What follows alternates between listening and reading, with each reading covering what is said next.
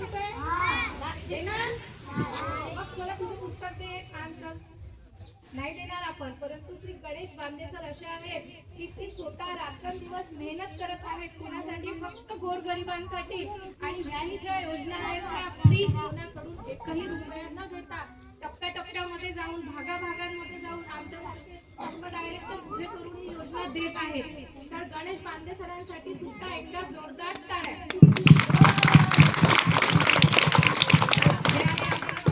आणि आज रमाबाई आंबेडकर यांची जयंती आपण इथे साजरी करणार आहोत. बरोबर आहे? रमाबाई आंबेडकर कोणत्या?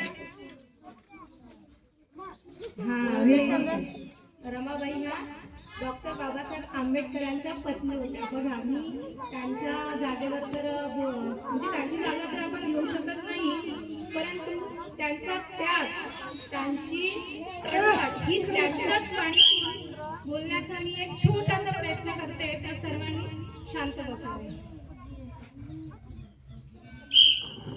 एक छोटासा प्रयत्न आहे रमाबाई यांच्या. मला ओळखलत काय?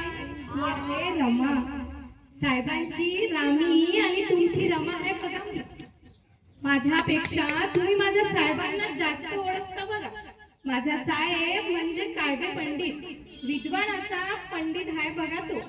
आणि त्या महासागरासारखा खोल आणि आभाळा एवढा उंच, त्याला बघून चंद्र सूर्य सुद्धा आपले डोळे निघतील बघा. अशा तळपत्या सूर्याची मी पत्नी आहे रमा. काय सांगा माझ्या जीवनाची गाथा. माझा जन्म 7 फेब्रुवारी 1898 मध्ये वनद या गावी झाला बघा.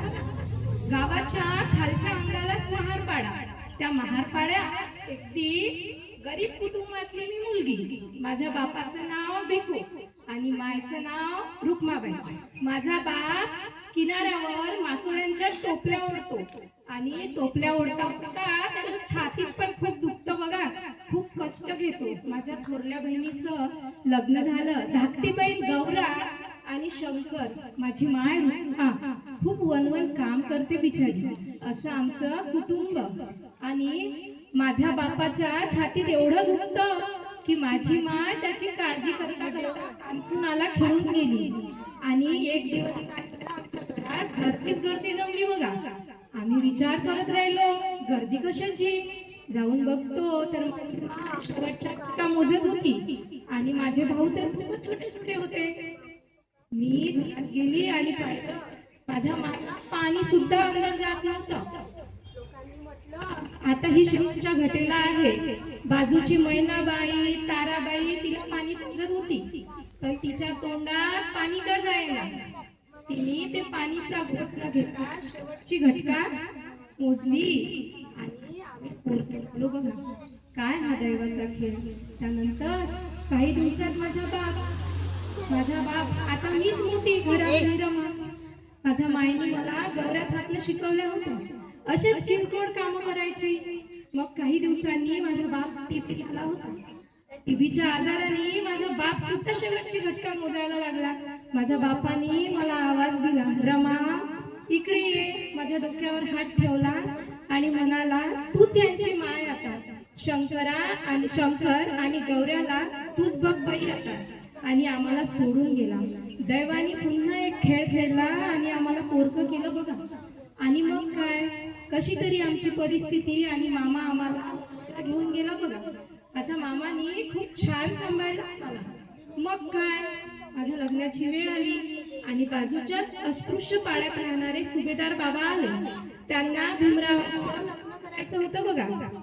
मग त्यांनी विचारलं, माझ्या भीमाच्या शिक्षणात अडथळा येणार नाही अशी मुलगी आम्हाला पाहिजे. मग लोकांनी त्यांना सांगितलं की बाजूनच आहे वनद गावची रमा.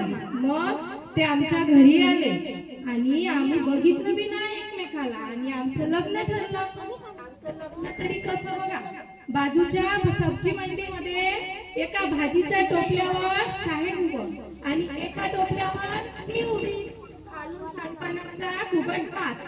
लोकांनी रुमाल लावली होती बघा नाकाला आणि आमचं लग्न झालं. मग आता मी झाले रमा भीमरावजी आंबेडकर. घराची जबाबदारी माझ्यावर आली. मग काय आमचं चालत होतं कुटुंब. भीमरावांना शिक्षणाचं ओढ, त्यांचं मन शिक्षणातच. साहेब मला म्हणाले, महात्मा फुले माझे गुरु, त्यांनी त्यांच्या पत्नीला शिकवलं, रमा तुलाही शिकायचं आहे. मी तेव्हा म्हटलं, साहेब मी शिकणार, मी खरंच शिकणार. मग काय साहेब कॉलेजातून यायचे आणि पाटी वही घेऊन मला शिकवायचे. मी बी शिकले, मन लावून शिकले. आणि माझ्या सासऱ्यांनी सुभेदारांना मला एक पुस्तक दिली होती बघा. ती पुस्तक होती यशोधराची, जिथे गौतम बुद्ध निघाले होते आपल्या जगाला अंधाराचा अंधकार दूर करण्यासाठी. तर यशोदा त्यांना साथ देण्यासाठी उभी होती. ते मी वाचलं आणि म्या बी तेव्हा ठरवलं की मी माझ्या साहेबांना पुरेपूर प्रयत्न करणार आणि माझ्या साहेबांना शिकून मोठा होणार. मग काय माझे सासरे सुभेदारजी पुन्हा बाजूला खिळले आणि त्यांनी भीमरावाला जवळ बोलावलं, त्याच्या डोक्यावर हात ठेवला आणि म्हणाले, बघ भीमा, तुला या जगातलं दारिद्र्य दूर करायचं आहे, अस्पृश्यांचा मसीहा तुला बनायचं आहे. तेव्हा माझ्या भीमानी माझ्या सासऱ्यांना वचन दिलं की मी या जगाचा उद्धार करेल, या जगाला अंधारातून तिमिराकडे नेईल. आणि ते माझ्या सासऱ्यांनी शेवटची घटका मोजली, त्यांनी डोळे मिटले. पुन्हा अंधकार, पुन्हा आम्हाला काळाने पोरकं केलं. पुन्हा माझे आईबाप माझ्याजवळ हिरावून घेतले. माझे साहेब मोठे बॅरिस्टर झाले, शिकले, त्यांनी कार्य केले. असा हा त्यांचा प्रवास पुढे चालत राहिला.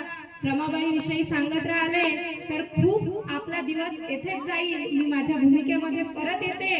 आणि असं म्हणतात की प्रत्येक यशस्वी स्त्रीमागे पुरुषाचा हात असतो,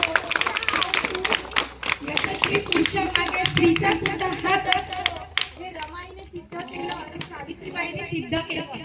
आज मुली आपण इथे बसलेला आहोत ना, ते केवळ क्रांती सूर्य सावित्रीबाई बरोबर आहे. जर सावित्री नसती तर तुम्ही इथे नसता, जर सावित्री नसती तर मी इथे नसती, मॅडम इथे नसता, आपण कोणी शिकूच शकलो नसतो. बरोबर आहे. गरिबी जरी त्या संसारात होती, त्यागमूर्ती रमाची जीवाला साथ होती. बरोबर आहे.